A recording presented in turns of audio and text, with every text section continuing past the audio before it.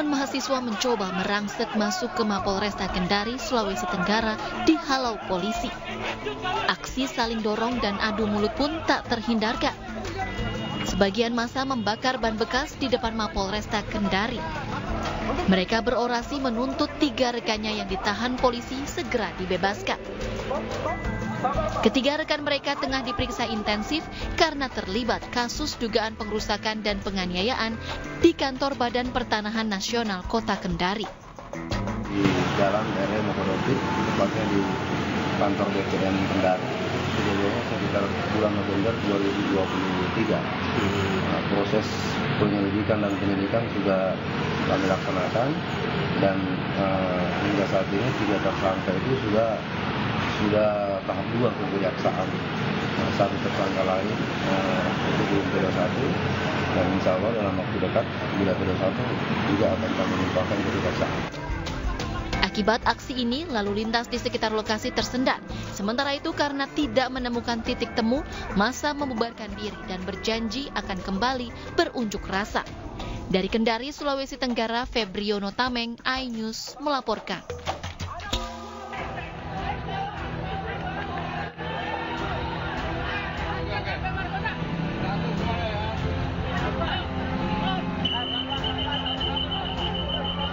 Aksi mahasiswa Universitas Pancasila memanas setelah sempat terlibat kericuhan dengan petugas keamanan.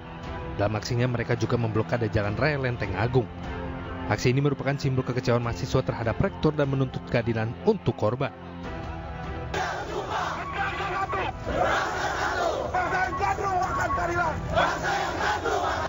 Selain itu, aksi yang sebelumnya digelar di depan gedung rektorat akhirnya bergeser ke tengah jalan raya depan kampus.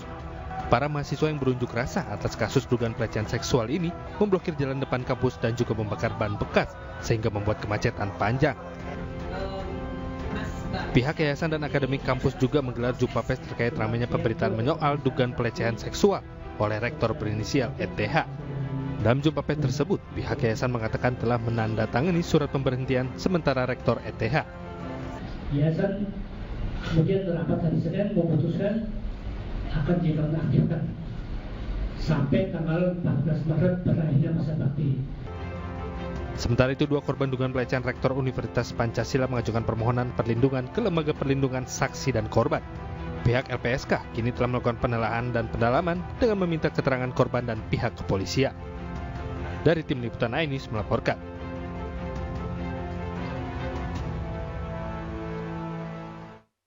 Malam dan apa kabar pemirsa? Aksi mahasiswa Universitas Pancasila yang kecewa karena rektornya diduga melakukan pelecehan tadi menjadi pembuka jumpa kita dalam iNews Prime malam hari ini. Sementara itu, pemirsa, polisi menetapkan 4 tersangka dalam kasus tewasnya seorang santri di Kediri, Jawa Timur. Namun demikian, orang tua korban mengaku ikhlas. Saya Fani Mania dan Anda menyaksikan iNews Prime selengkapnya.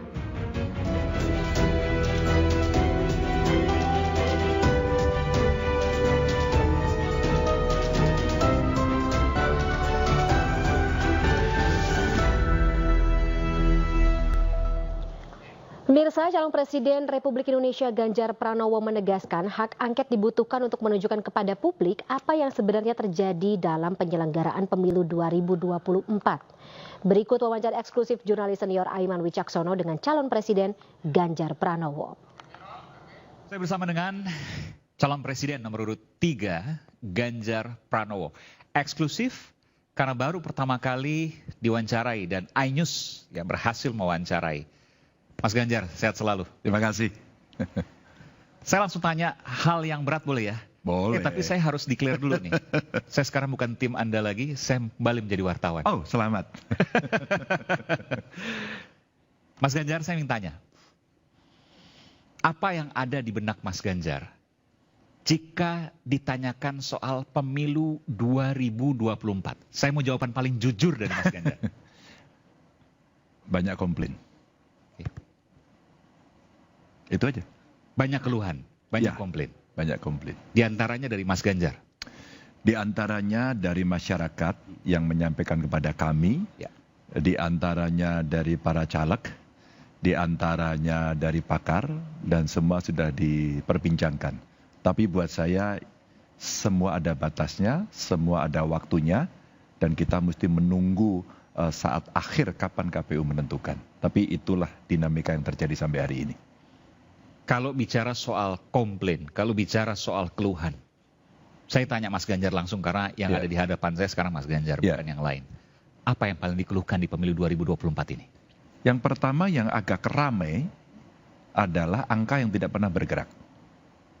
Jadi maksudnya? Seperti prosentase yang sudah terkunci untuk Pilpres. Oh, antara quick count dan real count ini misalnya? Antara real count dan quick count, dan saya kira quick count juga sama kok. Dan sekarang quick count-nya udah hilang ya. Sudah selesai mungkin. Tapi di real count itu angka tidak bergerak. Dulu seingat saya pada saat saya sendiri running sebagai gubernur atau mengikuti pada saat Pilpres sebelumnya, kami selalu memperhatikan suara hari ini masuk dari provinsi mana. Lalu kita bisa memperhitungkan dan mempertimbangkan. Karena kita melihat, daerah ini belum masuk, provinsi ini belum masuk, maka pantas suaranya segitu. Jangan-jangan kalau daerah ini masuk, provinsi ini masuk, akan terjadi pergerakan. Sehingga dinamikanya akan terlihat. Maka prosentase itu menjadi banyak pertanyaan. Yang kedua tentu, teknologi informasi sekarang termasuk media sosial begitu aktifnya menunjukkan video-video rekaman-rekaman, dan kemudian mereka mulai membaca, mensimulasikan, apalagi kemarin yang terkait dengan Sirekap. Sehingga ada TPS yang melebihi 300 suara, dan itu pasti sangat mengejutkan. Bahkan ada yang ribuan, ada yang ratusan ribu, bahkan ada yang jutaan juga. Ya, termasuk yang digerobokkan tentu saja. Betul. Nah, pada saat itulah kemudian orang mulai bertanya, ini aneh sistemnya. Nah, rasa-rasanya si pembuat sistem ini perlu membuat statement, pernyataan, apakah cara beroperasinya seperti itu. Nah, karena ini menurut saya agak terlambat, sekarang terjadi analisis yang luar biasa di masyarakat. Ya, semuanya akan mengedukasi, tapi sekali lagi, sabar, belum diputuskan oleh KPU, dinamika inilah yang hari ini mesti didiskusikan di publik agar semuanya bisa menjadi paham. Iya, saya coba untuk menyederhanakan apa yang Mas Ganjar tadi sampaikan. Antara quick count dan real count itu sama. Hasilnya tetap terus. Bahkan real count angkanya segitu-gitu aja. Padahal secara logika misalnya ketika kita bicara ada penggelembungan di beberapa titik, bahkan ada yang sampai ribuan, puluhan ribu, bahkan jutaan. Tapi kok prosentasenya di real count itu masih sama saja, begitu ya? Itulah. Itu janggal luar biasa memang. Oh ya, pasti kalau ada suara masuk tinggi, pasti dinamikanya bergerak. Betul. Kenapa itu tetap saja? Dan inilah yang kemudian disimulasikan oleh banyak orang dan dipublikasikan melalui media sosial. Di antaranya ada algoritma dan sebagainya, itu mesti dibuktikan. Oh iya. Tapi saya tanya, kalau ada algoritma seperti itu, Mas Ganjar setuju nggak sih? Ada algoritma yang mengatur Sirekap untuk mempertahankan komposisi real count KPU yang sampai saat ini nggak pernah berubah angkanya? Saya kira tidak perlu dijawab, pasti semua orang nggak setuju lah. Bukan, maksud saya, apakah ada algoritma itu? Mas Ganjar setuju nggak? Bahwa algoritma yang mengatur, jangan-jangan. Sebagai sebuah kecurigaan, pasti sekarang bertanya pada soal itu. Pasti sekarang orang bertanya, kok nggak bergerak ya? Kok tetap ya? Gitu ya. Itu pasti semua orang bertanya. Inilah yang kemudian para pakar menyampaikan kepada publik. Bagaimana algoritma itu terjadi, bahkan ada yang mensimulasikan kan. Betul. Di media Jadi kalau diperbaiki di sini, pindah ke tempat lain. Meskipun itu harus dibuktikan ya. Itu secara semua harus dibuktikan. Maka proses pembuktian inilah yang hari ini mestinya penyelenggara pemilu bisa menceritakan apa sebenarnya yang terjadi begitu. Tapi nggak ada apa-apa tuh kalau dikatakan ini pemilunya biasa, kalau ada kesalahan itu ya diperbaiki, ya sudah jadi masukan saja dan semuanya berjalan normal. Tidak mungkin. Nggak mungkin. Teman-teman DPRD juga bercerita, DPR RI bercerita, lu suara saya kemarin naik kok sekarang turun. Itu yang terjadi. Dan sekarang banyak kawan-kawan DPRD mesti nungguin suaranya. Jangan-jangan suara saya hilang begitu. Nah, inilah yang hari ini menjadi perdebatan. Sehingga antara Pilpres dengan Pileg sama. Sama semua ada komplainnya. Kalau komplain selama ini mungkin orang melihat biasa saja. Dalam arti, ya setiap pemilu pasti ada komplain. Oke. Tapi ketika kemudian melihat situasi yang hari ini sistemnya kok berjalan stagnan, tidak ada perubahan, maka orang mulai bertanya. Saya dengan tim kemudian mendapatkan begitu banyak masukan yang hari ini mesti kita konfirmasi agar kita tidak emosional, agar kita tidak cepat-cepat menuduh, tapi kita membuat proses agar itu bisa dibuktikan. Nah, ini pertanyaan saya. Ya. Ini kan kita bicara tadi fenomena. Oke, komposisinya nggak berubah, real count-nya segitu-gitu aja. Oke, ada dugaan ini, dugaan itu. Tapi ini kan bicara nanti muaranya di MK. Kita nggak bicara angket dulu nih, karena itu domain parpol. Muaranya di MK, Mahkamah Konstitusi. Sampai sekarang kok kita tidak mendengar ada bukti-bukti yang kuat yang bisa diperdebatkan. Mungkin di media dulu lah, sedikit-sedikit dibocor aluskan gitu ya. Atau ini jangan-jangan hanya cywar aja. Sebenarnya nggak punya bukti juga dari Mas Ganjar misalnya dan tim 01 ataupun 03? Ya, tentu saja prosesnya belum berjalan. Pendaftaran belum, putusan saja belum siapa yang menang hari ini. Maka kita melihat, loh ini belum putusan kok. Semua sudah saling memberikan pengakuan dan sebagainya. Saya sampai ditanya sama kawan-kawan juga, udah Pak Ganjar sampaikan selamat. Oh, ada waktunya. Kalau saya menyampaikan selamat hari ini, saya mendahului KPU.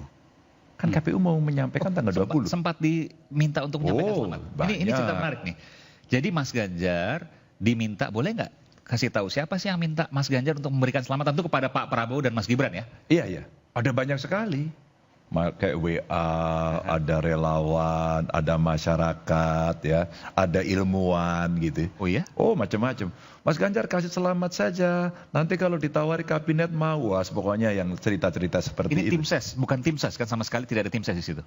Oh tidak. Tidak ada. Ada relawan, ada ilmuwan, macam-macam lah. Ada tokoh masyarakat. Dan gitu. sempat dikatakan Mas Ganjar nanti kalau ditawari masuk kabinet mau ya. Itu orang yang kan kalau orang bicara seperti itu artinya dia punya katakanlah mungkin jalur VIP ke Pak Prabowo Mas Gibran misalnya, betul? Oh enggak, mereka saya kira berani-beraninya nawarin ya itu? Spekulasi aja. Oh oke. Karena pernah terjadi presiden itu kan gitu. Yang tidak ikut kemudian menjadi ikut kan ada presidennya gitu. Jadi maksud saya publik kemudian berasumsi seperti itu. Maka saya bilang sabar, waktunya belum tuntas. Biarkan KPU bekerja, kita mengumpulkan bukti termasuk tadi pertanyaan Aiman. Jangan-jangan nggak ada buktinya. Oh segudang. Nah sekarang inilah yang kita siapkan. Sudah? Oh sudah. Tim hukum kita sudah bekerja, sudah mengumpulkan bukti, sudah menyiapkan saksi-saksi begitu ya. Sehingga mungkin paradigmanya agak sedikit berbeda. Bukan kalkulator. Selama ini kan persengketaannya suara, kalkulator begitu. Nah kita coba kasih paradigma baru apa yang terjadi begitu. Kita bicara soal itu belakangan sedikit, tapi saya tertarik tadi soal kabinet. Mas Ganjar jawabannya kalau seandainya, ini saya bicara ya karena belum ada penetapan apapun. Iya. Masuk kabinet siap? Ya tidak. Ini firm? Iya. Siapapun capresnya? Tidak. Kenapa? Boleh nggak? Menghormati mereka yang menang. Kami menghormati siapa yang menang. Dan kita berikan keleluasaan itu untuk mereka menyusun kabinet beserta timnya. Itu jauh kami memberikan hormat yang tinggi kepada siapapun. Kan rekonsiliasi supaya damai, supaya rekat. Jangan kemudian diartikan bahwa ketika kita tidak di dalam pemerintahan tidak akan damai. Justru check and balances itu dibuat agar kemudian jauh lebih baik. Saya khawatir kalau kemudian semua berada di kursi itu, dalam kekuasaan itu tidak ada yang mengontrol, apa yang akan terjadi? Pasti semuanya akan bercerita ini mbahnya oligarki. Jangan sampai. Maka kemudian saya sampaikan kepada publik agar publik juga belajar bahwa menjadi seorang capres-cawapres, maaf, itu tidak sedang mencari pekerjaan, tidak sedang mencari jabatan, tapi membawa amanah yang kemudian bebannya jauh lebih besar dari hanya sekedar kepentingan pribadi. Oke. Mas Ganjar kalau ditanyakan, supaya ini ada sedikit bocoran. Kalau tadi dikatakan tim hukum tengah bekerja, mengumpulkan bukti-bukti, boleh nggak sebut salah satu saja, meskipun tidak harus spesifik, tidak harus terbuka, kira-kira di sektor apa yang kemudian akan disorot? Kalau kita mau bicara satu aja deh, kejujuran aja. Semua menghitung bagaimana penghitungan ini benar atau tidak. Tadi kita contoh satu ya. Bagaimana sistem itu bisa membaca lebih dari 300? Itu salah. Dan ketika perbedaan angka itu muncul, kenapa kemudian persentasenya tetap? Oke. Tadi sudah disampaikan. Dua. Kalau kita melihat, kemarin para ahli IT menyampaikan, kita menemukan server di luar. Awas loh. Servernya di luar, tidak di kemudian dalam. kembali ke dalam negeri. Yang diperkirakan kemudian kembali. Pada saat disebut di luar, tidak ada yang menjawab, mengiyakan atau mentidakkan dari penyelenggara.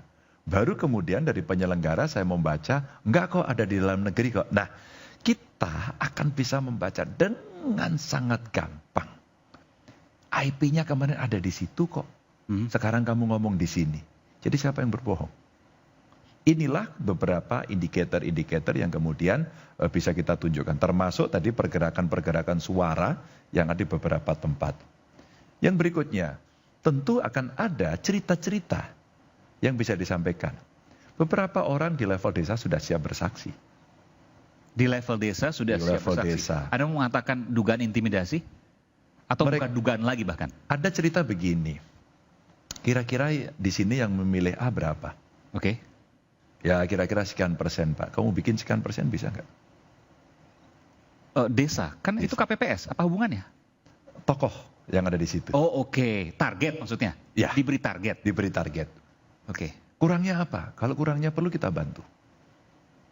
Maka ketika kemudian terjadi... Dan kejadian bahwa di desa dia angkanya sesuai target atau mendekati target misalnya? Ya.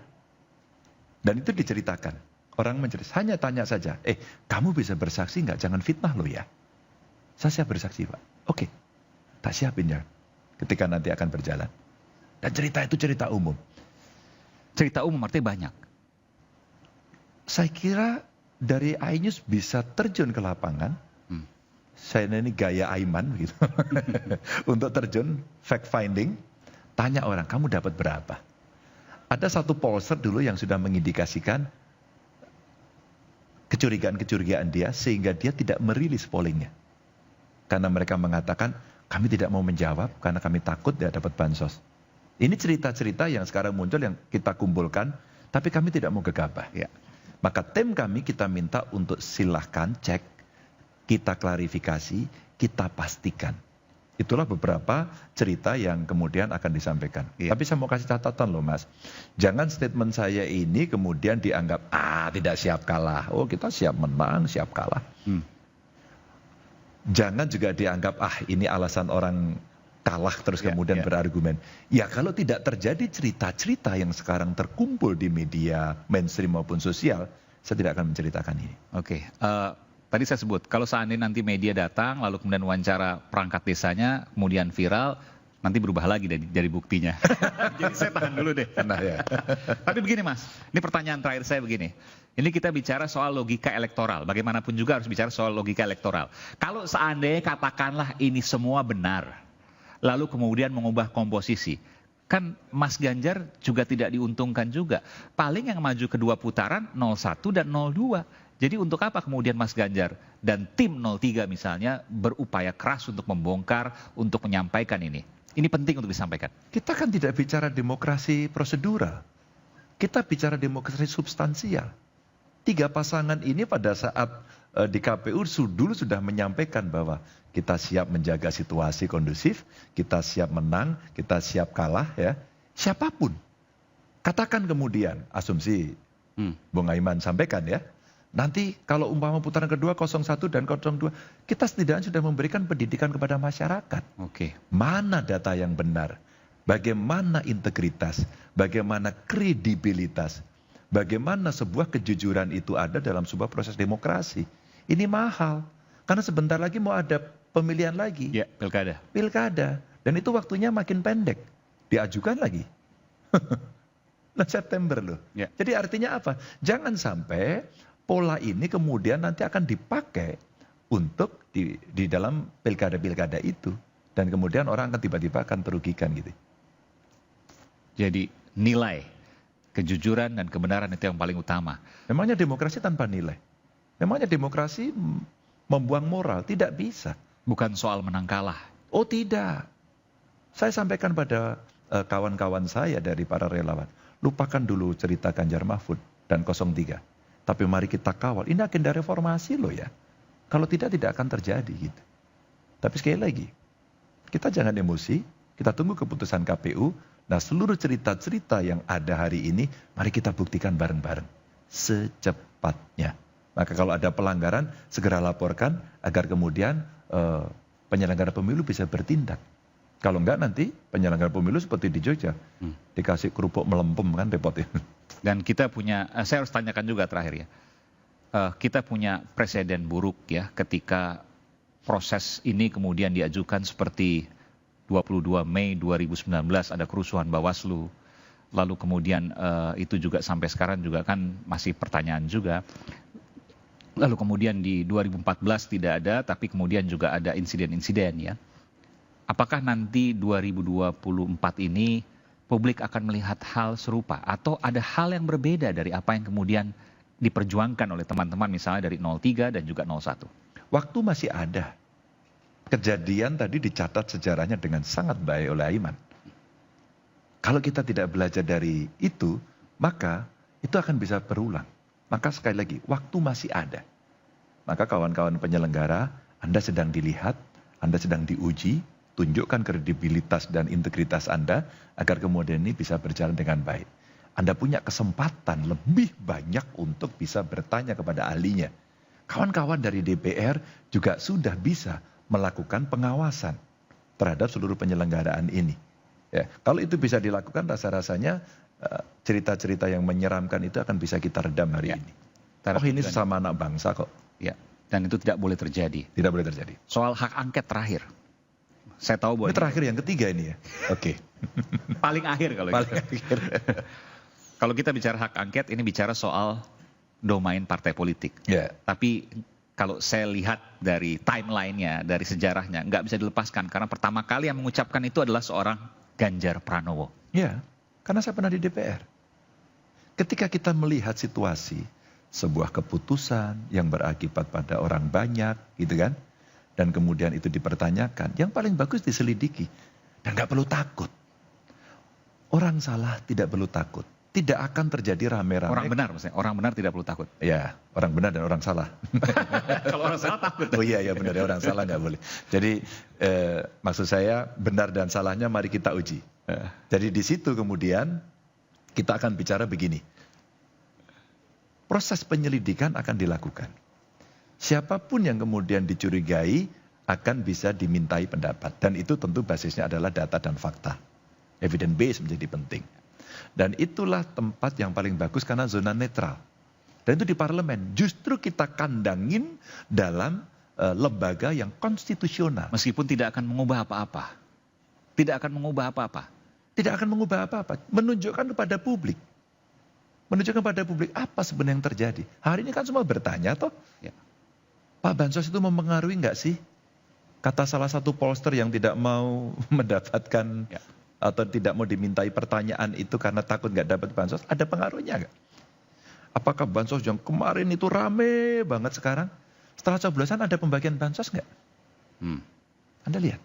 Untuk contoh ini, umpama bansos. Apakah bansos kemudian mempengaruhi dan sebagainya? Informasi akan sampai Juni, Maret katanya ada, tapi kita lihat nanti. Kita lihat ya, mudah-mudahan. Nah, kalau kita melihat hari ini berasnya sangat mahal loh.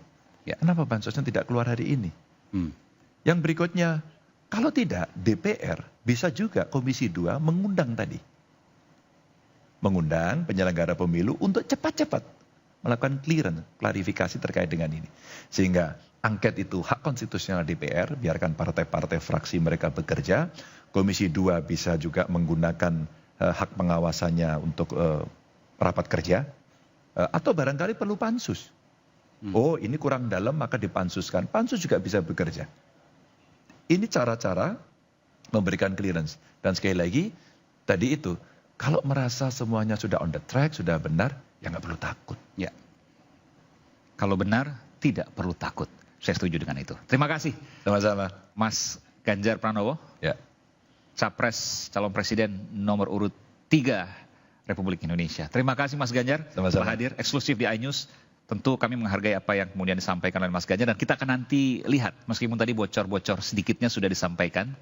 Nanti kita akan lihat bagaimana kemudian prosesnya ke depan. Sekali lagi terima kasih dan terus semangat pada siapapun untuk Terima kasih. menyampaikan apa yang diyakini benar. Terima kasih. Ya. Makasih, Mas.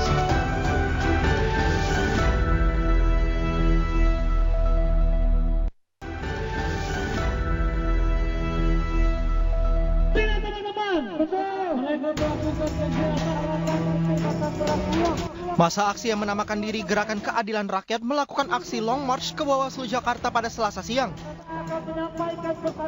Masa yang dinominasi emak-emak berdaster ini berunjuk rasa terkait kenaikan harga bahan pangan usai pemilu. Dalam aksinya mereka membawa spanduk bertuliskan pemilu banjir bansos, sembako jadi mahal. Selain itu masa juga mengajak para ibu-ibu lainnya menuntut terkait kenaikan harga bahan pokok. Sangat banyak kecurangan yang terjadi, terutama penggunaan beras sebagai media untuk kampanye salah satu paslon, untuk memenangkan salah satu paslon. Itu mungkin menjadi penyebab kenaikan harga beras. Kami datang untuk menunjukkan ketidakpercayaan kami pada Bawaslu, ketidakpercayaan kami pada pemilu. Jadi kami menolak hasil pemilu dan DPR harus membentuk hak angket untuk usut tuntas. Dan forensik IT di KPU itu dilacak semuanya, forensik digitalnya itu, ya kan, benar penghitungan suaranya. Karena pihak Bawaslu pernah ngomong, Sirekap itu hanya alat bantu, bukan, tidak bisa menjadi ukuran untuk penghitungan suara. Akibat aksi ini sempat terjadi kemacetan di ruas Jalan MH Tamrin.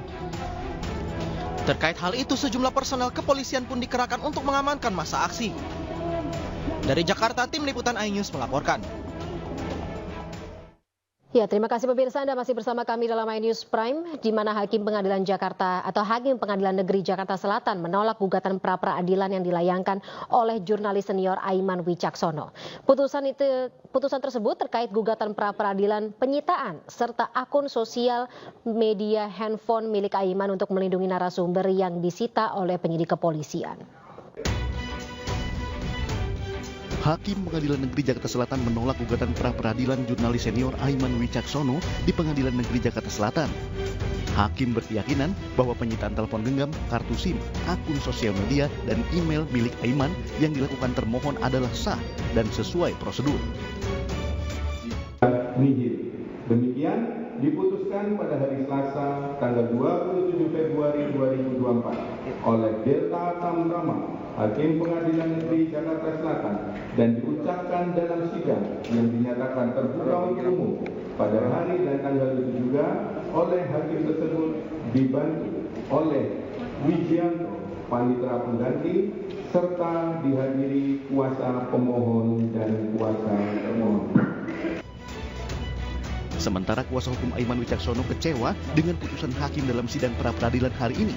Kuasa hukum menyebutkan tidak ada kaitannya akun media sosial dengan email Aiman dengan dugaan tindak pidana yang dipersangkakan. Kami sama sekali tidak melihat ada alasan-alasan hukum yang sahih untuk melakukan penyitaan berdasarkan pasal 38 KUHP. Dan kami juga melihat bahwa pihak kepolisian melakukan penyitaan yang eksesif, yang berlebihan. Tidak ada kaitannya akun Instagram dan email saudara Aiman dengan dugaan tindak pidana yang dipersangkakan. Pra-peradilan yang diajukan oleh Aiman merupakan salah satu upaya yang diambilnya untuk menjaga demokrasi dan upaya melindungi narasumbernya. Dari Jakarta, Rian Rahman Abdul Rosid, iNews melaporkan. Kita akan gali bagaimana tanggapan Direktur Eksekutif LBH Pers Ade Wahyudin terkait putusan hakim yang menolak gugatan pra-peradilan dari Aiman Wicaksono. Selamat malam Mas Ade, saya sapa terlebih dahulu. Selamat malam Mbak Fani. Baik, dari LBH Pers sendiri apa yang menjadi concern terkait dengan ditolaknya gugatan pra-peradilan Aiman Wicaksono? Ya, terima kasih Mbak Fani. Jadi memang sangat disayangkan ya putusan pra-peradilan kali ini gitu. Karena seperti yang disampaikan tadi oleh kuasa hukum terkait dengan cukup berbahayanya ketika narasumber itu dibuka gitu ya. Karena ketika HP saudara Aiman disita gitu ya, sebenarnya bukan hanya informasi terkait dari narasumber atau kasus yang dituduhkan, memang ada kekhawatiran di kasus lain gitu ya, yang itu juga mungkin saja bisa terbongkar gitu ya. Itu yang kemudian juga harus sebenarnya diantisipasi. Jadi ada kerawanan di titik itu gitu, kerahasiaan narasumber itu bisa jadi terbongkar di sana. Dan ketika narasumber kemudian terbongkar gitu ya, para whistleblower itu kemudian yang menjadi berbahaya bagi kita sebenarnya, bagi khususnya di alam demokrasi saat ini. Oke, nah tapi sebagai seorang pers, seorang jurnalis, kita bisa menuntut kepolisian bisa memisahkan antara narasumber yang dikaitkan dengan kasus yang saat ini sedang berjalan dengan kasus yang tidak terlibat atau kasus yang tidak terkait. Ya, itu yang kemudian sebenarnya menjadi kekhawatiran besar. Kita tidak bisa mengontrol gitu ya, apa yang kemudian nanti diambil gitu dalam konteks pemeriksaan laboratorium gitu ya. Bagaimana bisa memastikan bahwa yang diambil adalah hanya kasus terkait yang dituduhkan gitu. Dan ya ketika dia misalkan masuk gitu ya, gadgetnya masuk ke lab gitu, ke forensik gitu ya. Itu kemudian yang kita tidak bisa kontrol sejauh mana kemudian data-data yang diambil. Itu yang sebenarnya juga dikhawatirkan. Oke, dari LBH Pers sendiri kira-kira akan jika misalnya nih kita kan sebagai jurnalis, ya kita semua sebagai jurnalis begitu Mas Ade, jadi khawatir kalau misalnya ini bisa terjadi kepada salah satu jurnalis senior, maka tidak bisa kita tutup kemungkinan jurnalis-jurnalis lain juga bisa mendapatkan potensi yang sama seperti itu. Ya, saya pikir ini sangat mungkin karena ini akan menjadi presiden ya bagi kasus-kasus lainnya gitu ya. Meskipun sebenarnya dalam kasus Aiman ini terdapat beberapa dimensi yang kemudian saya pikir juga harus dilihat gitu ya. Betul bahwa misalkan Mas Aiman beserta kuasa hukumnya mendalilkan bahwa ini dalam rangka kemudian dilindungi undang-undang pers gitu ya.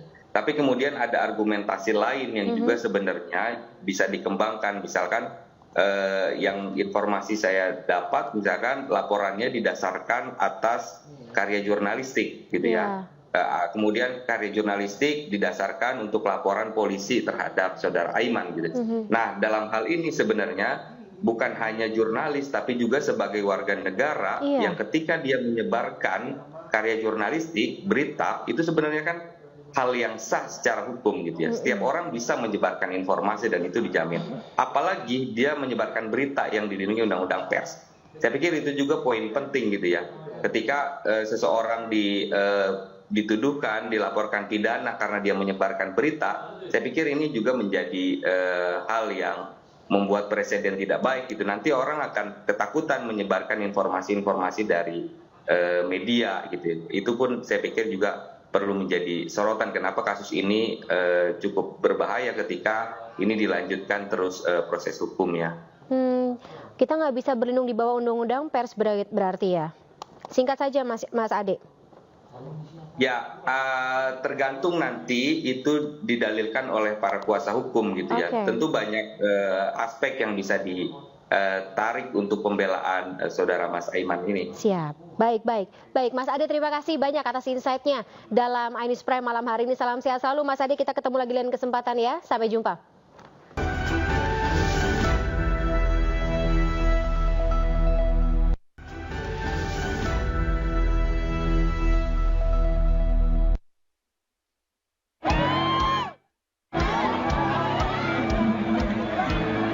Warga Banjarnegara, Jawa Tengah ini rela berdesakan di bawah terik matahari di alun-alun kota demi mendapatkan hasil gunungan. Sebelum diperebutkan, gunungan ini diarak keliling kota bersama pejabat bupati dan pejabat pemerintah. Selain gunungan makanan, sejumlah pusaka dan sapi raksasa juga ikut dikirapkan sebagai wujud pelestarian budaya. Gunungan hasil bumi ini ludes diserbu warga hanya dalam waktu 5 menit saja.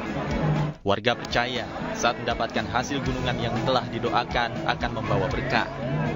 Tradisi Pesta Gunungan dan Kirap ini merupakan rangkaian kegiatan Hari Jadi Kabupaten Banjarnegara yang ke-453. Gunungan itu melambangkan potensi Banjarnegara yang selama ini ada di masyarakat.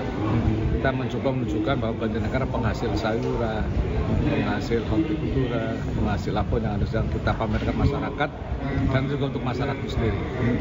Dan tadi masyarakat antusias untuk berebut, memang ada kepercayaan, ada keberkahan tersendiri, Pak? Ya, kami dari sisi budaya memang seperti itu ada. Jadi masyarakat mengharapkan rezeki yang hari ini itu rezeki yang berkah. Pemerintah Kota Banjarnegara berharap acara unik ini menjadi ajang silaturahmi masyarakat dengan pemerintah. Dari Banjarnegara, Jawa Tengah, Elis Novit, iNews melaporkan. Ya, sementara itu beberapa hari terakhir viral video aliran sesat yang memperbolehkan jemaahnya untuk bertukar pasangan di Blitar, Jawa Timur. Ternyata video tersebut hanya untuk konten dan fiktif belaka.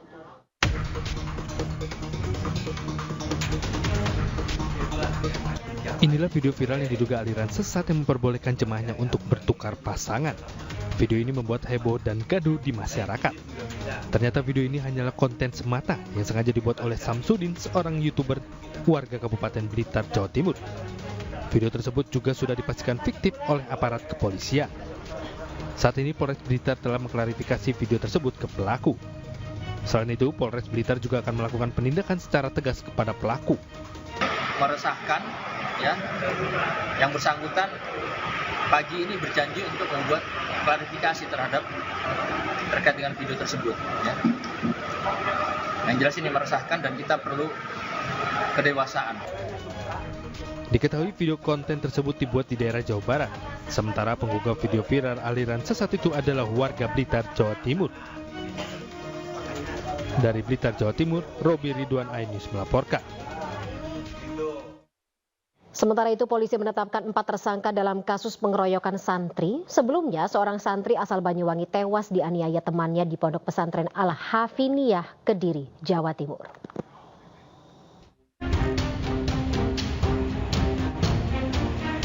Polisi akhirnya tetapkan 4 tersangka dalam kasus pengeroyokan santri. Keempat tersangka merupakan pelajar kelas 11 dan 12 berusia 16 hingga 18 tahun.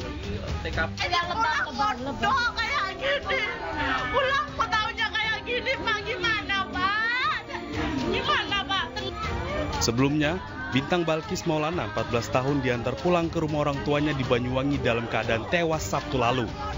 Keluarga korban menangis histeris saat melihat jenazah korban penuh luka, lebam, dan darah. Jenazah korban diantar ke rumah duka oleh pengasuh Ponpes, Fatihun Nada. Jadi dugaan penganiayaan itu sama sekali nggak tahu sama sekali. Jadi di luar prediksi saya ada dugaan semacam muncul dugaan aja tidak ada, wong bilangnya kepleset. Tak percaya dengan penyebab kematian Bintang, pihak keluarga melapor ke polisi. Dari hasil penyidikan, korban diketahui meninggal dunia akibat dianiaya.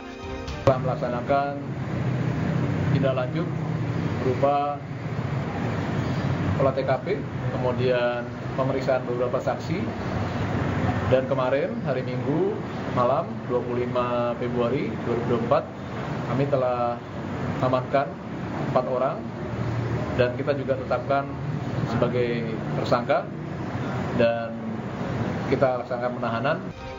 Sementara itu, motif penganiayaan ini diduga terjadi lantaran kesalahpahaman antar santri.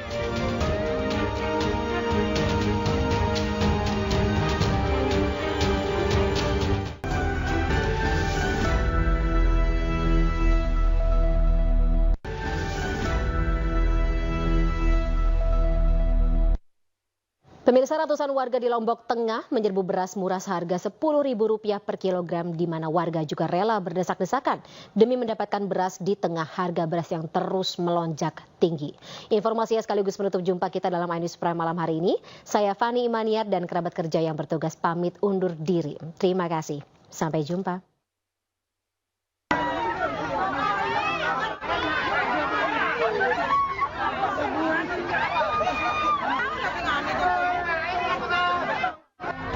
Ratusan warga di Lombok Tengah berdesak-desakan untuk membeli beras murah. Warga membeli beras seharga Rp10.000 per kilogram jauh lebih murah dari harga beras saat ini yang hampir Rp17.000 per kilogram. Sementara pada operasi pasar beras ini, warga hanya diperbolehkan membeli beras sebanyak 5 kg saja dengan harga Rp52.000. Tak ayal warga rela antre dari pagi hingga sore hari untuk mendapatkan beras murah. Warga yang kesulitan mendapatkan beras murah mengaku terbantu dengan operasi pasar beras murah. Hampir 17.500. Pas berebutan nih kan. Berebutan sama warga lain. Dapat. Bu, senang ya dapat beras? Iya senang, karena sudah beras di rumah. Berdasarkan keterangan dari Kabid Ketahanan Pangan Lombok Tengah, total beras yang didistribusikan sebanyak 5 ton untuk 5 mitra. Sementara dalam 2 kali penyaluran, beras langsung ludes di serbu warga. Mitra Bulog ada 5 di Renteng ini, ya. Itu masing-masing 1 ton untuk sekali, dalam seminggu 2 kali. Masyarakat berharap harga beras dapat segera turun dan kembali normal. Dari Lombok Tengah, Emma Widiati, iNews melaporkan.